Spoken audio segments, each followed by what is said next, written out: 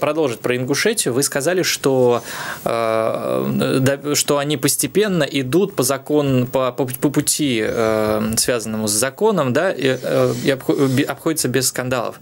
Правильно понимаю, что скандалы мешают вот этому рутинному, но, возможно, успешному пути? Ну, в принципе, вот этот рутинный путь, обращение в разные инстанции, процедур, одну за другую, он стратегически более эффективный. Он, конечно, более длинный, более нудный. Мы же не любим длинных процедур, долгих решений. Но здесь нужна определенная сдержанность, определенная демократическая культура. Что у нас произошло, собственно, не так давно? Ну, помимо заключения соглашения между главой Ингушетии и главой Чечни о передаче части территорий Ингушетии Чечне, после этого парламент Ингушетии принял соответствующий закон, то есть одобрил это соглашение. После этого был обжалован этот закон в Конституционный суд Ингушетии.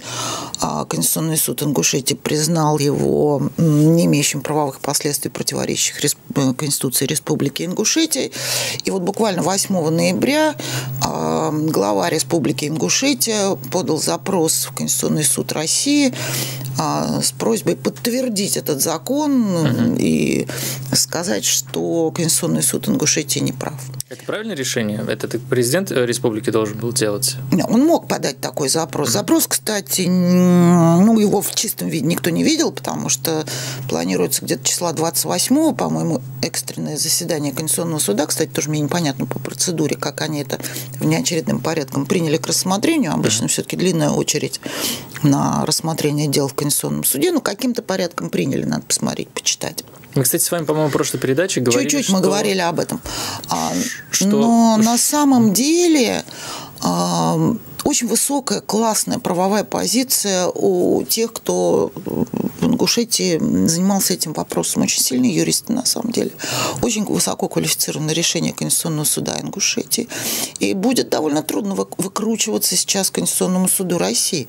Потому что это вопрос, который при определенном исследовании оказывается вопросом исключительных полномочий субъекта федерации. Вот, а как Конституционный суд России, почему вдруг рассматривает это решение? По идее, я не знаю, как он будет это рассматривать, потому что Конституционный суд России не является вышестоящим судом по отношению к суду Республики Ингушетия. Никаких вопросов федеральных полномочий в решении Конституционного суда Ингушетии не затронуто. Затронуты вопросы внутренних исключительных полномочий субъекта федерации. Означает ли это, что само рассмотрение этого дела уже делает это дело политическим, а не судебным? Это в любом случае очень интересное дело. Мы же не знаем, какое будет решение Конституционного суда. Может быть, они это приняли, потому что очень оно резонансное. Может быть, они возьмут и откажут. Так например. Это тоже будет политическим решением. Почему политическое решение? В любом случае изменение границ муниципальных образований или субъекта федерации – это политический вопрос. Он сам по себе вопрос политический. Давайте не будем говорить о том, что это политическое или не политическое решение. Конечно, политическое. Это политика, территориальная политика. Так же, как и вот с абазинами и черкесами. Тогда это политические вопросы. А вот будет ли предвзятым, там, сверху надавленным решение Конституционного суда, не знаю. Вот меня сегодня очень вдохновили те два судьи, которые написали жесткие особые мнения. Мне кажется, единогласия здесь внутри Конституционного суда не будет. Для себя я просто человек не очень образованный в этом смысле. Вы не обязаны. Там же не большинством, в смысле, там же большинством голосов все-таки принимается решение. При особых мнениях судей, которые, допустим, с этим не согласны. Ну и что? То есть два особых будут мнения. Открытые слушания. Посмотрим. Может быть, Конституционный суд эти открытые слушания и затеял для того, чтобы вывести вот этот пар из этого чайника. Может быть.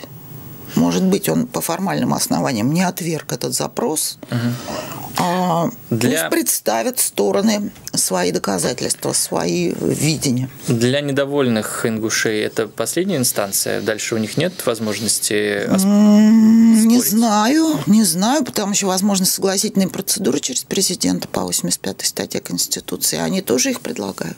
А обращаться в какие-то внегосударственные инстанции? В данном случае нет, конечно. То есть никакой есть ПЧ, который приходит на Нет, в Европейской конвенции про территориальный спор ничего нет. Ну, то есть действительно они завязаны исключительно... Нет, они пошли по спокойной, такой очень грамотной, очень хорошей юридической процедуре. Похоже ли это на такое, знаете, окей, мы будем все делать по закону и не будем сейчас протестовать. Но если они протестуют. На самом деле они все равно протестуют. Но у них, я уже говорила об этом, есть особый орган, съезд ингушского народа. Да. Кстати, я вот вчера прочитала очень внимательно еще раз Конституцию Ингушетии. И у меня почему-то создалось впечатление, что глава республики не имел права подписывать это соглашение. Вообще не имел права. Без решения съезда? Нет, вообще не имел права. То есть это вообще не его полномочия, потому что в полномочиях главы Республики Ингушетия сказано, что он может подписывать соглашение только по вопросам внешнеэкономического и международного сотрудничества. Я вообще не нашла. Мы же с вами только что говорили о разрешительных, как вы говорили, запретительных, да, о двух принципах. Разрешено только то, что разрешено для государственных органов. Вот только то, что в Конституции. Это раз. Ну и второе. Они не вышли за пределы полномочий субъекта. Если сказано в Конституции России в 67-й статье, что изменение границ субъекта возможно только по взаимному согласию субъектов, и больше ничего не сказано в федеральном законодательстве, и нету никаких правил, как меняются эти границы, значит, это не 71-я, не 72-я статья Конституции, одна из которых говорит о полномочиях Федерации, другая о полномочиях совместных. Значит, это 73-я статья, то есть по остаточному принципу все остальные полномочия принадлежат исключительно субъекту. Вот пусть они решают.